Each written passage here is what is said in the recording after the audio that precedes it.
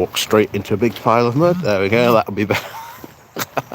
Anyway, good morning, good morning, good morning, good morning, good morning, good morning.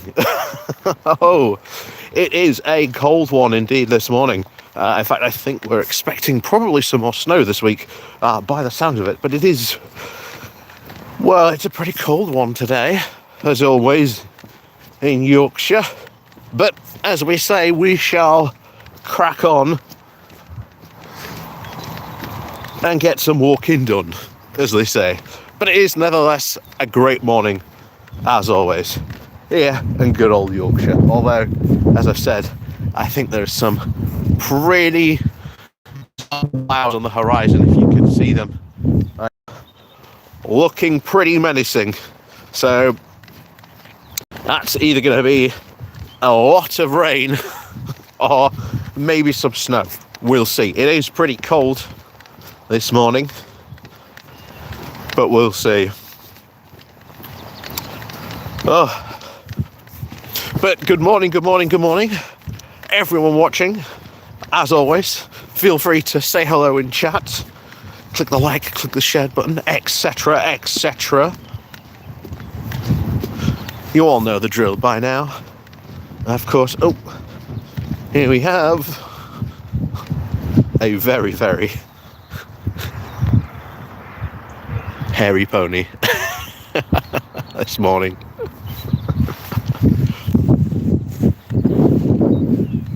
Oh.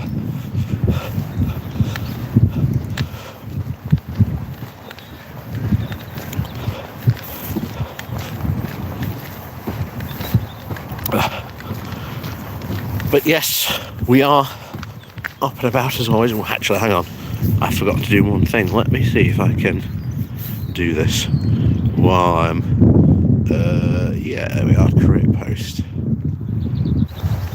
There we go. Always forget to post.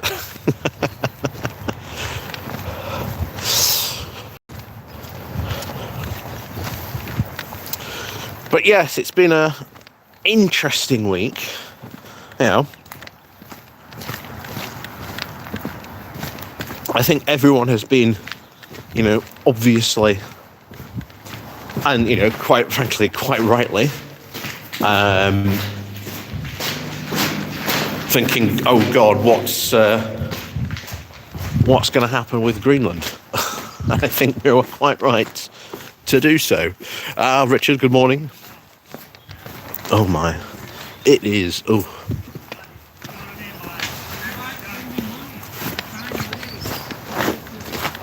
This is why I hate coming down here when it's like this, because this is absolutely churned up down here.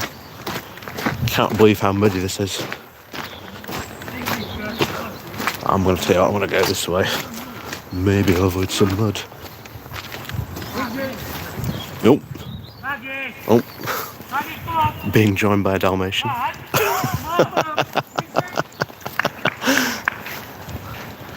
Being joined by a Dalmatian.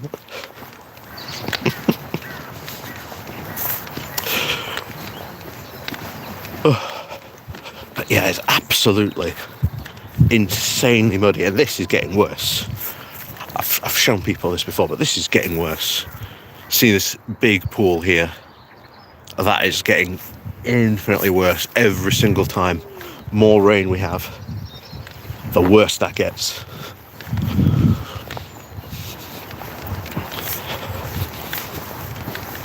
And of course, I'm not even going to try attempt this field today behind me.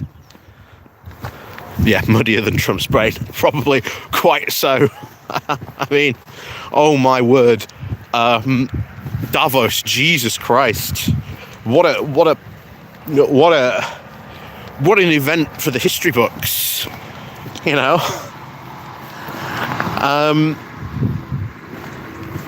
And before we go on to that, I want to point out something, because this is something that, if you've noticed, that has been said a lot on the background, on the back burner, was the fact that you had like Keir Starmer, like British diplomats, pretty much apparently responsible for this U-turn, from what at least we know and we understand.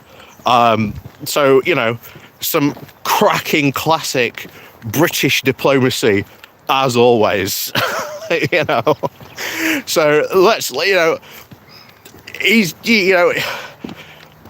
Keir Starmer, again, doesn't get, I think, enough credit for some of the stuff he's done, like diplomacy and foreign policy wise, but he deserves a lot of credit for the stuff that he's done on that.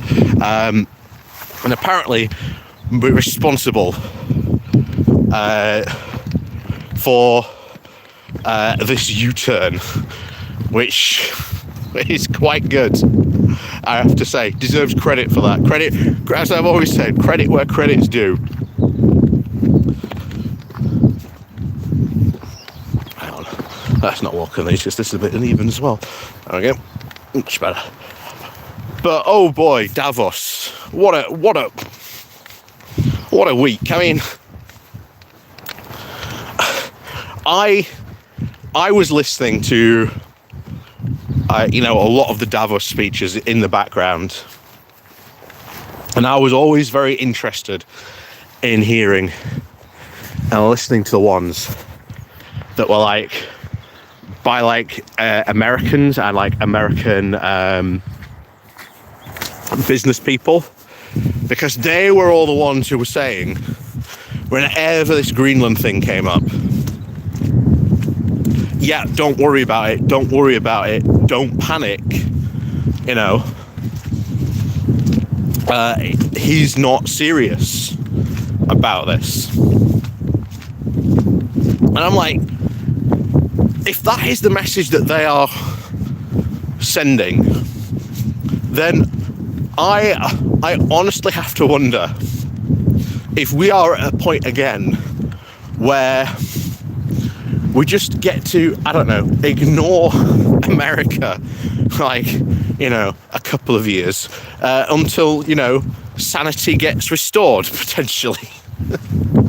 However, the biggest problem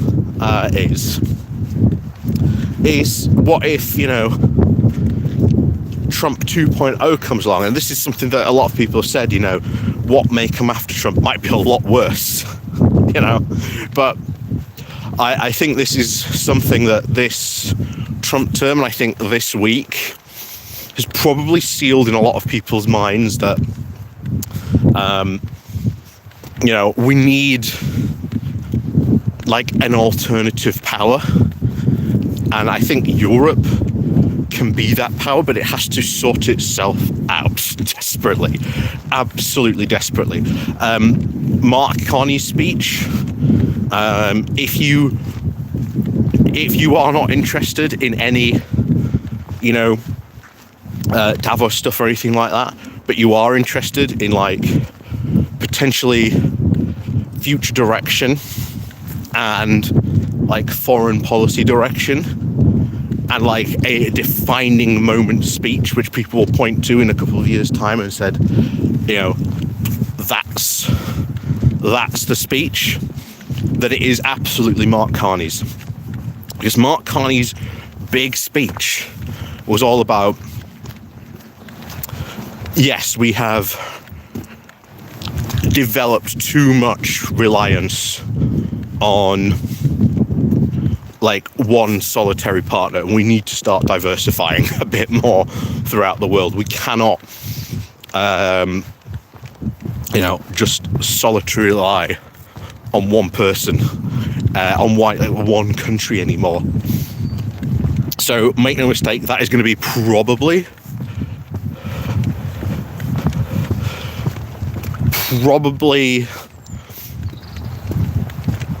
if not the practical men like me, if this is if you're talking about me going and putting a flag on a lamppost, I think you got the wrong person. I would rather take those flags down, and have done in places. So yeah, wrong channel there, my friend. Barking up the wrong tree. But But yeah, the Mark Carney speech was generally fantastic. Generally absolutely fantastic. And I think it shows the future direction of like what may happen, of like the direction that people are going to go as well. Because Canada recently as well, mostly for the fact that, you know, and I've said this repeatedly a number of times, we should be really looking at doing some like sectoral deals with Canada, especially to get like lumber and like raw materials, because all that stuff used to go to the States. All that stuff used to go to the States, but not anymore. You know, Canada's just done a deal with China for that, and we should be really, the UK should be going to Europe and saying, right, we are going to go and, you know, build some infrastructure on the East Coast and make a really big port. That's what they need. Oh, morning, Billy. Morning, everyone else joining us, by the way. Please remember to click like and share button.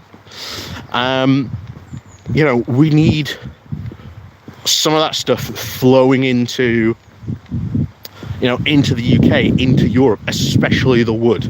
Because one of the big problems that we again, if you know anything about industry or anything like that at the moment, material prices since Brexit and because of the war in Ukraine have skyrocketed. So lumber at the moment, in terms of when it comes to construction, is insanely expensive from what it used to be. Insanely expensive from what it used to be.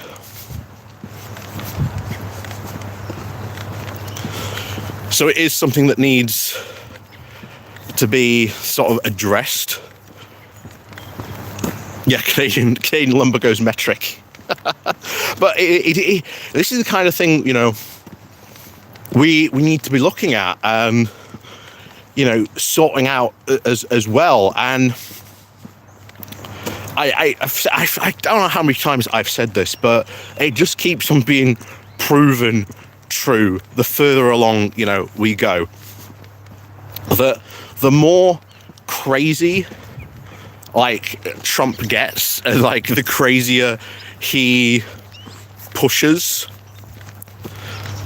the whole you know, MAGA stuff, the more we get pushed closer towards Europe. I mean, it is, I just think it's inevitable at this moment in time that I think, you know, I think next general election, I honestly think there will be a lot of talk, not about like rejoining the EU as like a full member, but certainly looking at some sort of customs union or you know, single market you know, access, or some sort of like Swiss style deal.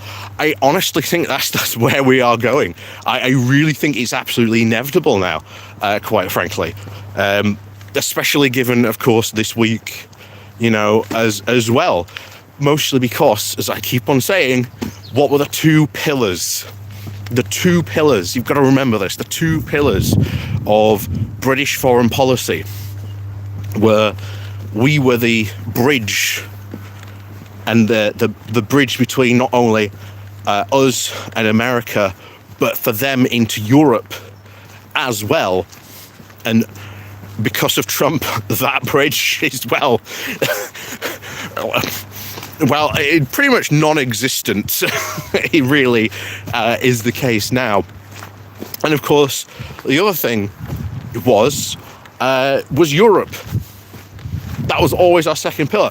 Brexit's gotten rid of that. So our two biggest fundamental, like, foreign policy pillars have gone. And I honestly think now they're needs to be, and I think there will be, honestly now, a fundamental rethink, a genuine fundamental rethink about British foreign policy in the future. I honestly think we are like at that point. And the conclusion I think, anyone will come to is, we need to be a lot closer to Europe, if not, members of the European Union. It's, inevitable. It really is. Absolutely inevitable, honestly, at this moment. Anyway, good morning everyone joining us as well. Welcome to a wonderfully grey Yorkshire day, as we say. Hey up. Anyway, Richard, good morning to you. He's absolutely crazy granddad shouting at clouds now from the corner of the room, occasionally getting out a bit too handsy. Yeah, pretty much so.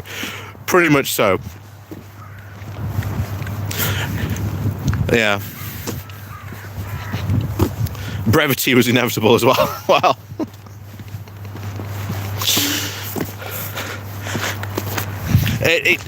This is it,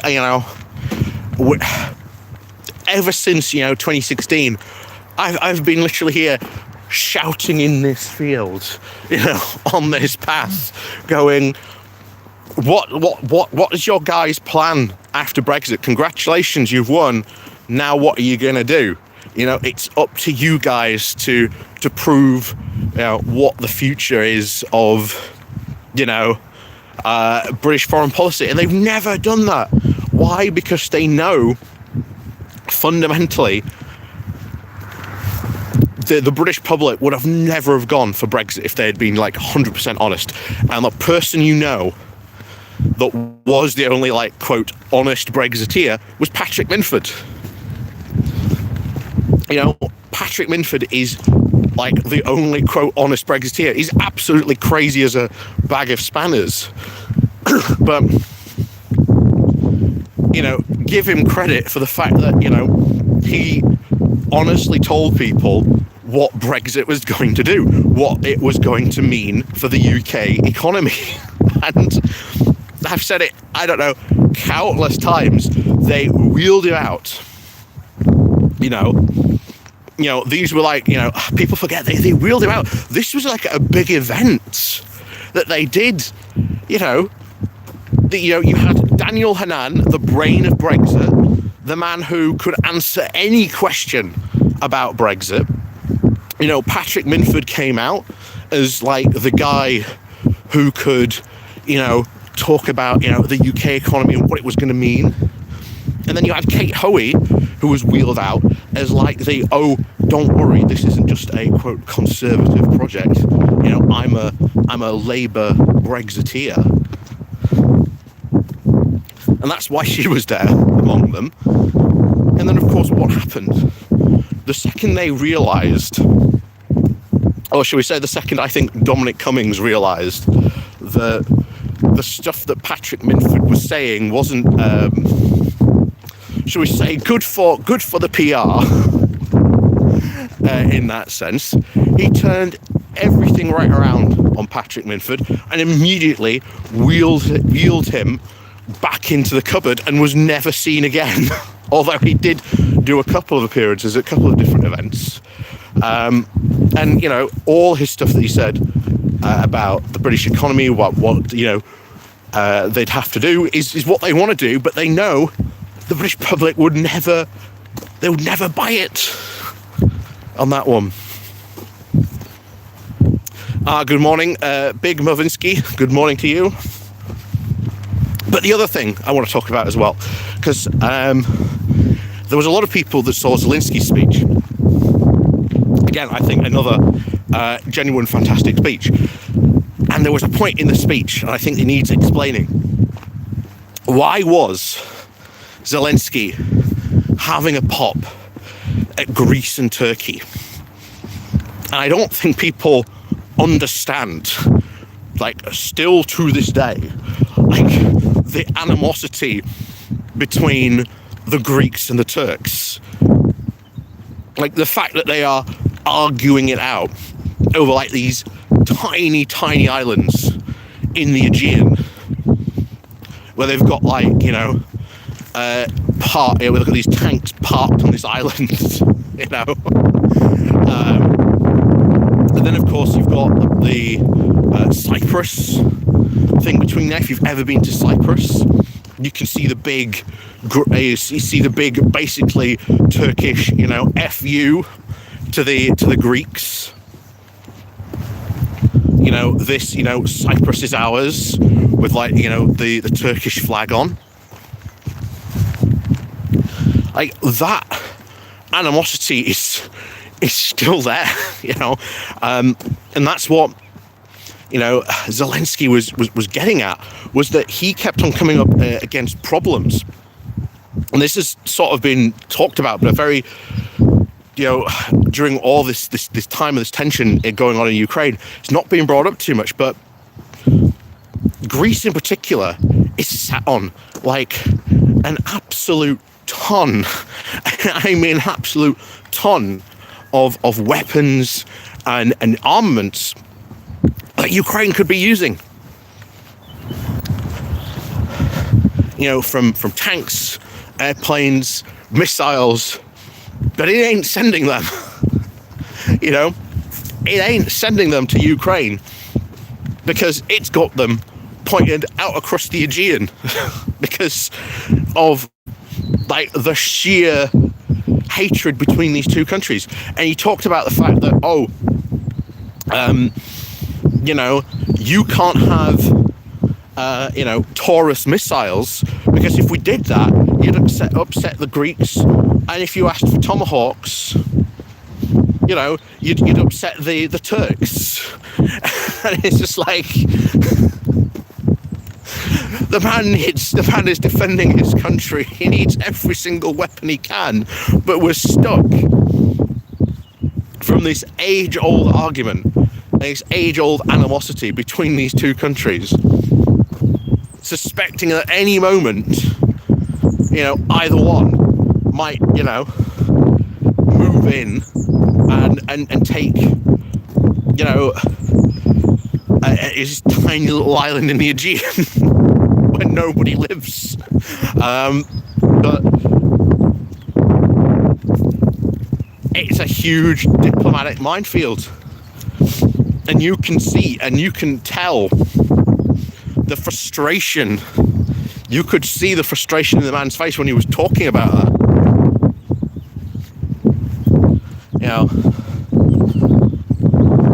And it's something that not a lot of people, I think really bring up. But it is a problem in Europe that, we have to try and solve at some point. Because people talk about, Article 5. People talk about, two NATO nations going to war against each other. It wouldn't be the US taking Greenland. That's been, the constant worry about that. It has been Greece versus Turkey. Not a lot of people have talked about that. Oh, good morning, Francis. Good morning to you. Good morning to everyone else joining us as well. This very, very cold, somewhat windy day out here. He said, hi all, with Trump dementia, can we actually run a book until he's in the box? Who knows? There's obviously a clause in the American Constitution about someone taking over if like the president is considered too ill. And I am shocked, because if I was a Democrat right now, there was all that stuff about Biden's like cognitive decline. It was like meant to be like going on, and they were hiding, covering it up. And you look at like the speeches, like the sheer cognitive decline that clearly Trump is going through. And like, you can just tell, and no one has said a thing. No one has said a single thing about it. If I were the Democrats, I would be firing all those exact same arguments that they made back at Biden, like back at Trump, and I would just watch them spin like crazy on that one. I am shocked that they are not doing it, because that's what I would do. But then again, of course, as we've said multiple times before, the biggest problem, Democrats for some reason just do not have a spine. They do not understand. They just do not have a spine. I just do not understand, but there you go.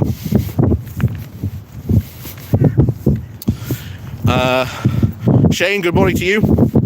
Is Carney the new leader of the free world? Well, who knows at this point? Who knows? But I said, I've sung Carney's praises, honestly, of his speech, and I've said if you watch, or if you want to watch, any speech from Davos, that is the one you want to watch. I think that's going to have a lot of future implications on foreign policy, I think, for many countries around the world on that one.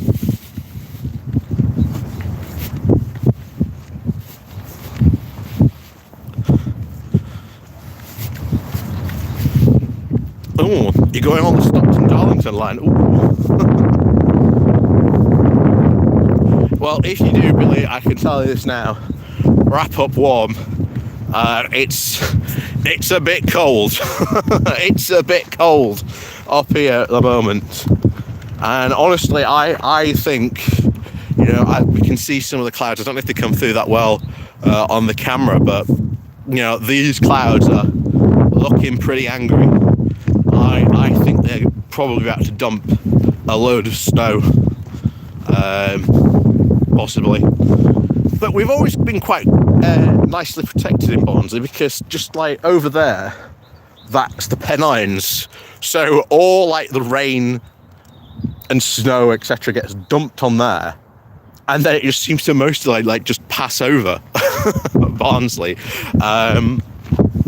But then again, we also live in a valley as well, so that's quite nice. In fact, you can actually see like the beginnings of the valley in Barnsley here, if you're into your geography. So you can see the big hill over there. That's then the valley that it goes into, where we are in Barnsley. And then Barnsley is pretty much built either side, the top of that valley.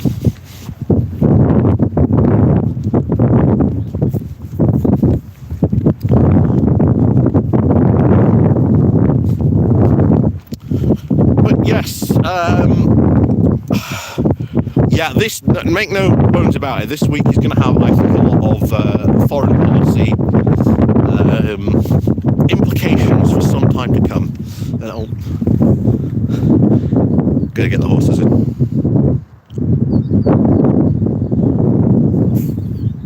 Gotta get the horses in. There you go.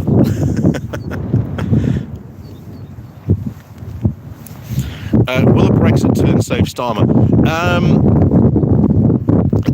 Again, depends on what he's going to do. I think what he's doing right now is actually pretty good. We need to be, especially I think this week, even more, ever more closely aligned with Europe. And I think doing that alignment bill, which, bear in mind, is, as I said, pretty easy to do. Just go to the civil servants and just go, look, we're now aligning with the EU. We either need to be basically in lockstep with their, regulations, or we need to be, above those regulations. Which, bear in mind, as a former, EU member state, we are kind of pretty much in lockstep with them on all those regulations. So it would not be too hard to do. It will take, of course, some negotiations, you know, but again, it's not impossible. You know, I kind of laugh at the people who say it is impossible when we've had, was it Frederick Merz, like, you know, Germany's, you know, Chancellor, who turned around this week and said, yeah, we need to get the UK back into like the EU as quickly as possible.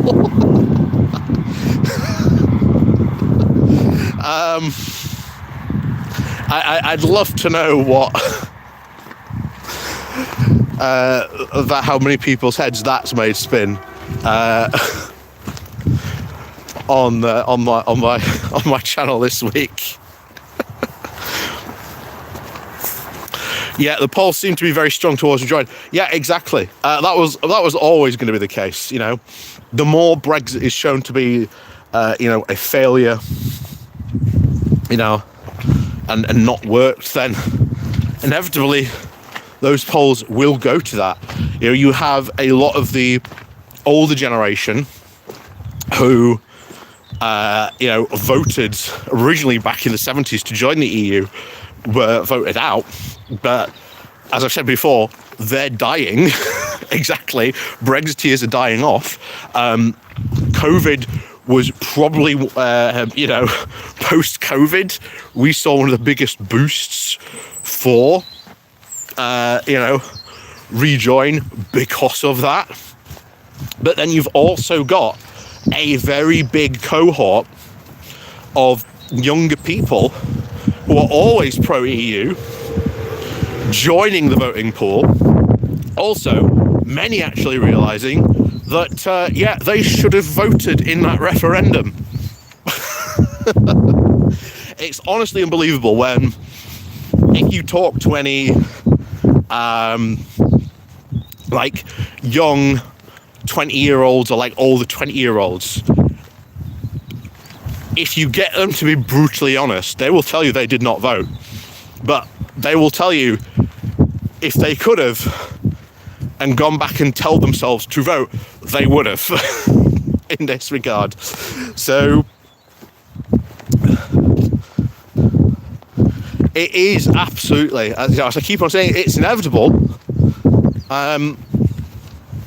It just entirely depends what it looks like and how we end up, you know, rejoining. Do we do it, you know, a bit at a time, or do we go, you know, all in? And always remember, our situation of rejoining would be very, very different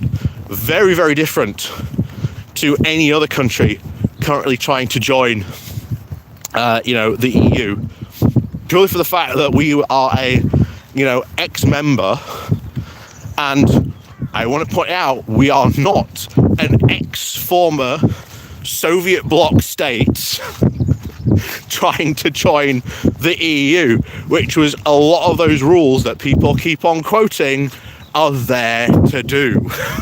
You know?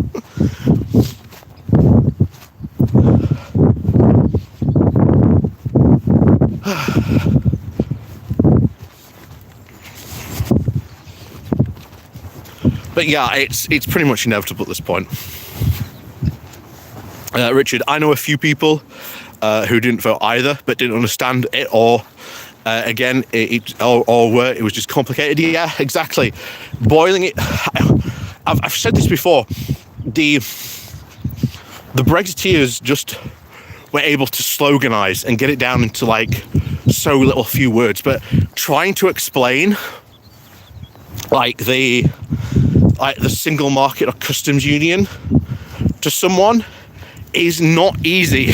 You know, it is quite hard, and that's pretty much why in many ways you know, we ended up losing, because there weren't too many people that could do that, and there was no effort made to try and do that. Good morning from Norway. Good morning, Inga Loki. Good morning to you. UK Marmalade, good morning. Offer my local Lib Dem now an opportunity to share my journey out of the Farage MAGA cult with him and his team. Excellent. Love that. That's the type of thing. If you are someone, that is actually very, very good. Do send me that, by the way. If they do publish that, or they do something with that, hang on. I'm just trying to think, how am I going to get through this mud? It's a lot worse than it looks. This might be a turnaround moment, quite frankly. Even when I am wearing wellies, it's just a matter of staying upright on that one. But yeah, if they do anything like that, or they publish that, please do send it my way. It is something that I do want to highlight. I'm going to be doing a video today, actually. There's a guy who was an ex Reform MP, even stood as like a Reform MP, and he basically made he's made a complete U-turn on Reform, and we're going to go through his blog post on that one. So yeah.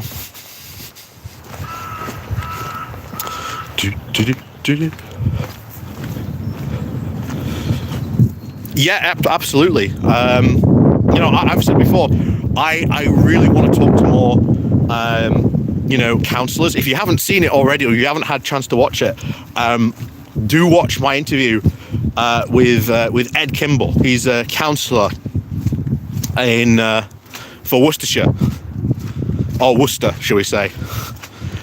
Great interview, absolutely great interview. I'm definitely going to be having him back on again at some point, and we've got him lined up as well for a chat with me and Graham on the 19th on Graham's channel. So watch out for that when that comes on that one. But yeah, he's honestly great. Absolutely want to have another conversation with him in the future. Because again, he was honestly, we could have easily gone for like a couple more hours, easily at that point.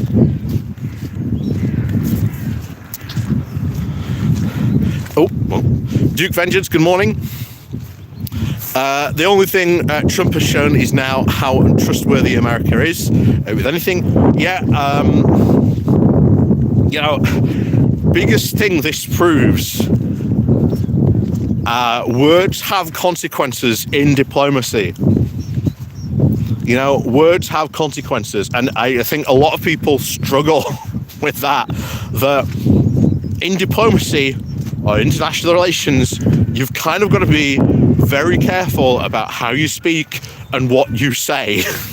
And this annoys people a lot when they say, well, why won't the UK say this, or this? And that's not how diplomacy is done. That's not how, diplomacy is done or carried out at all. People wanted, for example, Starmer basically to go on television or like right in front and just stick a finger up at him and just go, F you, Trump. That's not how you conduct diplomacy, especially if you've been listening to some of the stuff going on in the background. Apparently a big reason for his big U-turn is Keir Starmer, is the British diplomats getting that U-turn effectively in effect over Greenland. And you know what? Starmer deserves a lot of credit for that. A lot of credit.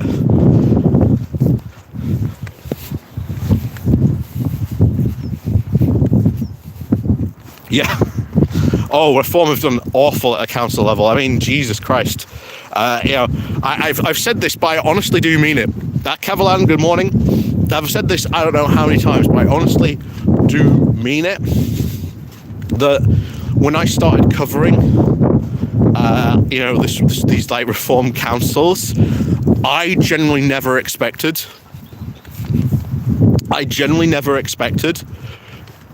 to have like this much content, like constantly.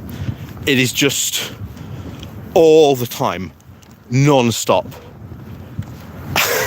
It is just unbelievable. It just turns on. Honestly, this week there was like other stories that I wanted to cover, but I felt if I didn't cover these Reform Council stories, as we've seen, one thing leads to another. And then, of course, you might then end up with like an hour video trying to explain this is what happened at this local council. Which is why you should watch my channel. Watch my videos. Because honestly, these sagas have just unfolded consistently every single moment.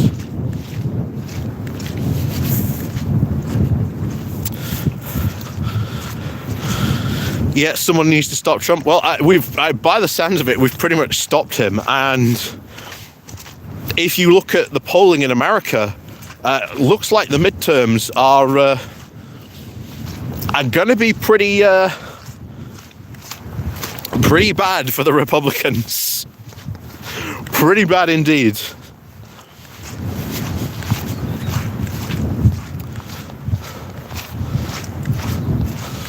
So that's we've got that to look forward to. But the problem is, of course, before that, after those midterms, if those midterms go like they are, then officially at that point, Trump's a lame duck. Trump can't do anything. Trump cannot do a thing at that point on this one. Yeah, Trump has peaked. It's all downhill from here. Yeah, I think so too. On Tuesday on Geoscope, I was saying to Graham, I was saying I think he's going to taco out, because I'd been listening to the speeches on because I'm weird like that. I've been listening to the some of the speeches happening at Davos, particularly, of course, with like the American businessmen and people like that. And they'd all been saying, calm down. This Greenland thing is like totally not going to happen. Don't panic about it. Don't panic about it. It's not going to happen. And what happened? Well, he backed down.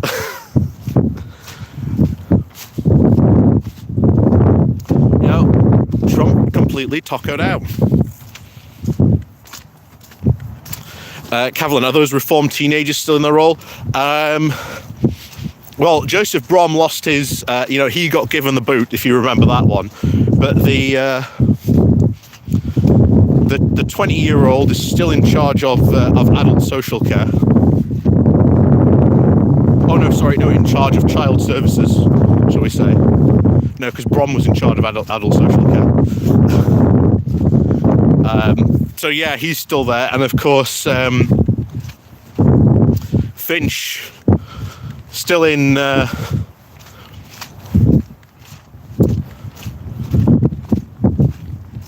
Can't remember how to say it. It's not Worcestershire. Having absolute brain fart now. Warwickshire, that's it. He's still in Warwickshire. But Jesus Christ, that interview he did. Oh my word. Oh my word. At some point we might have to go through that, because wow, what an absolute gold mine of like stuff he said in that. Wow. We're gonna have to go back over that at some point.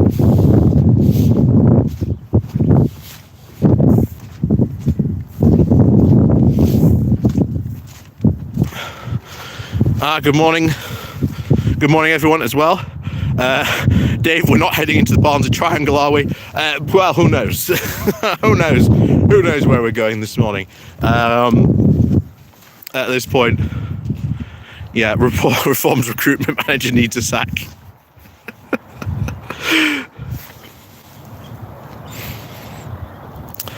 Could Reform winning Wales be the end for Farage? Well, the thing is, I'm not sure he's even going to win Wales now, because the Nathan Gill stuff has sort of tanked their polls in that area. So the Welsh Senate election could be interesting indeed on that front. But I think Farage has peaked. I think Farage has very, very much peaked. And I think that people are paying more attention to what is going on at these reform councils. I think people are realising, yeah, we don't want any part of that, quite frankly.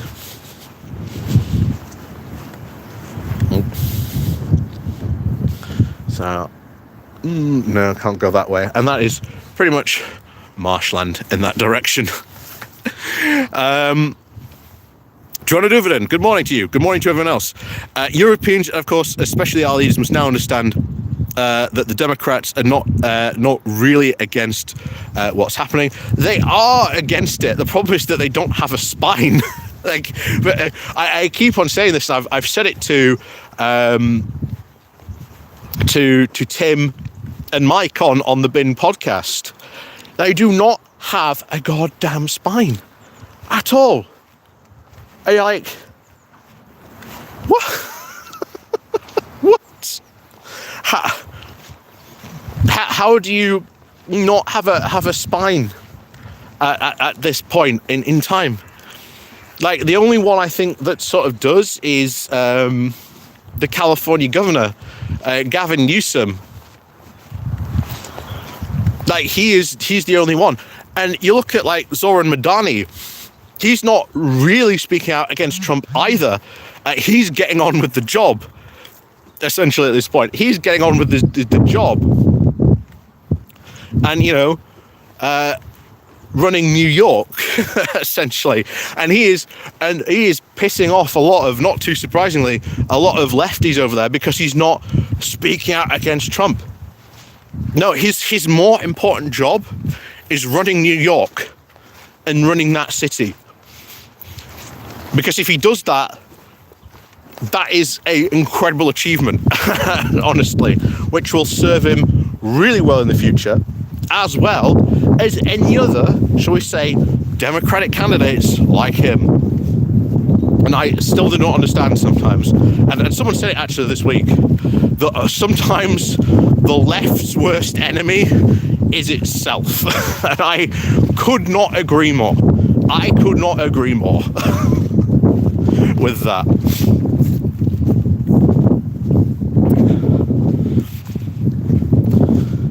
Yeah, Gavin Newsom is Democrats' best hope. Yeah, I do agree on that one.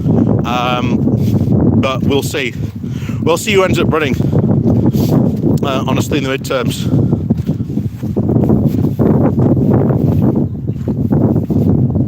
Senator Mark Kelly may run in 2028. The man is amazing and would destroy Vance. Yeah, the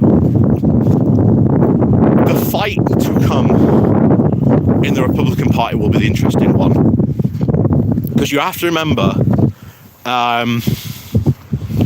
Trump is pretty much done. Like, regardless of what anyone tells you, regardless of what Trump is saying, that he'll run for another term, he won't. The Republicans will just not allow it. Now, could another Trump-like figure come along? Absolutely.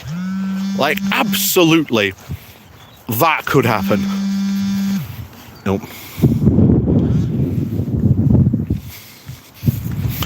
Like, absolutely. That could happen.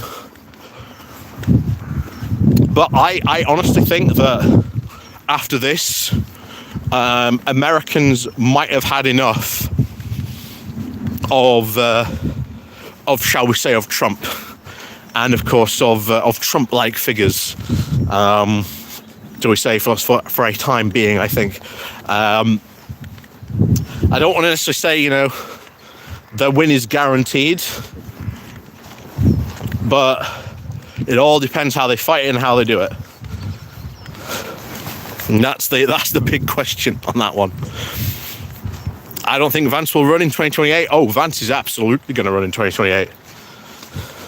Like, always remember, people always talk about, oh God, I wish, you know, I wish that, that one hamburger too many, like one cheeseburger too many would finally take effect on Trump. But you've got to remember, at that point, who takes over? Vance. And Vance is like infinitely more crazier in what he wants to do compared to Trump. And unlike Trump, he is at least slightly more competent. And that is what has been the saving grace for a lot of stuff in America at the moment. The fact that Trump has just been purely incompetent. Vance is slightly more competent than Trump, and that is infinitely more scary to me than Donald Trump. Infinitely more scary. Honestly, you want Trump to see out his term, quite frankly. Otherwise, we get JD Vance. And then, oh boy indeed, on that one.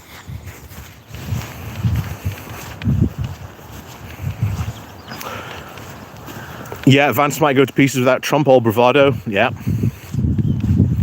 Vance is backed.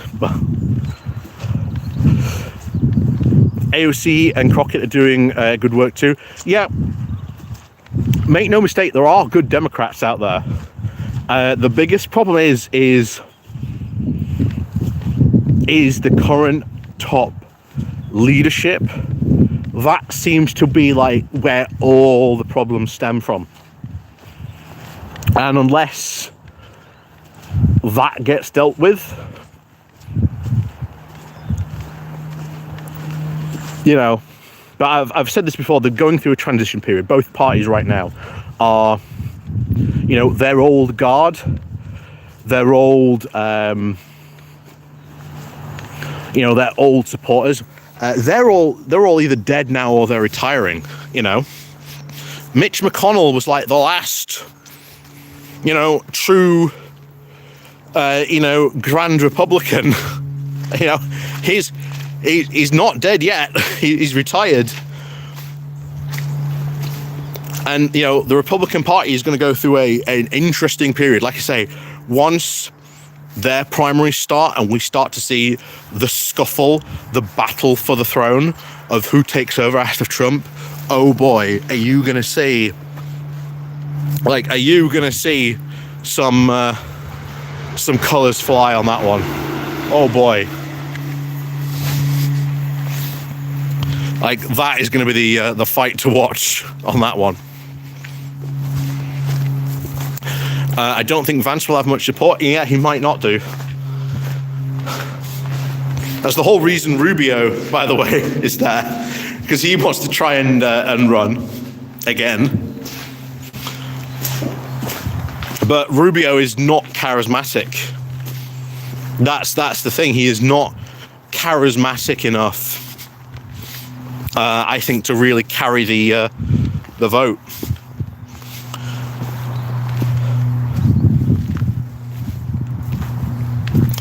Shane, the Dems need a strong-looking male candidate. That's all voters want. Yeah, which again, really unfortunate. Because I don't think you can run as an American president unless you're like older than 40, which sort of goes back to the old Renaissance age of, well, you're old, you must clearly know what you're doing. Here's the job. Here, you go run Venice. You go run this city. You go run this town. Should they get rid of that rule? I think that would be something that Americans should think about doing at some point. But I doubt it will happen. Honestly, I very much doubt that will ever happen.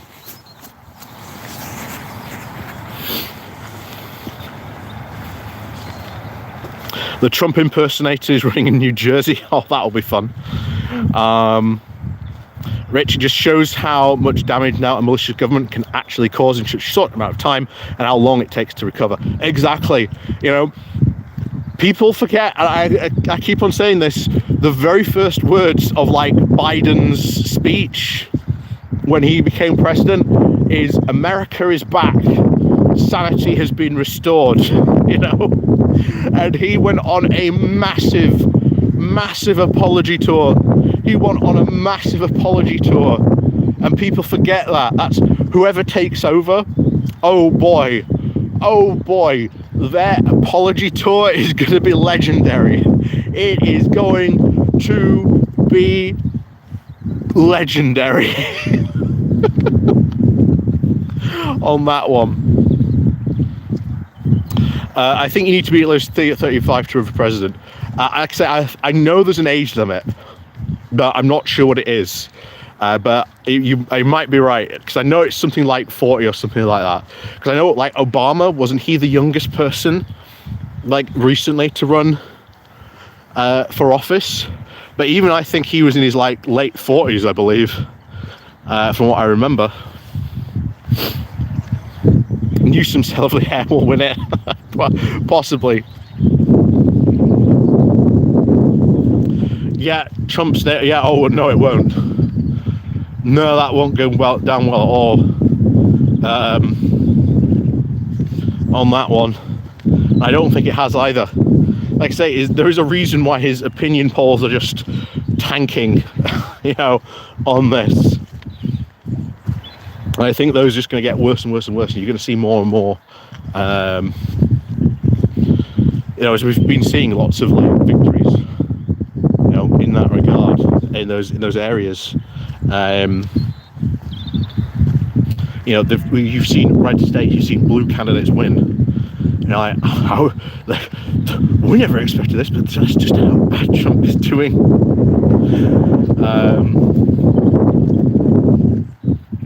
I hope after now defunding the ICE, the state prosecutions actually start, Trump then will not be able to save them. Oh yeah, that's of course if he doesn't, you know, pardon them. But we'll see. We'll see. That is definitely a conversation for the future. But as always, thank you very much, of course, for watching. Thank you very much for joining me today on today's Good Morning Walk. Please do remember to hit the like and share button on your way out. Don't forget to ring the bell so you get notifications when we go live next time. And of course, as always, I'll see you all next time. Oh, there we go. They've moved it.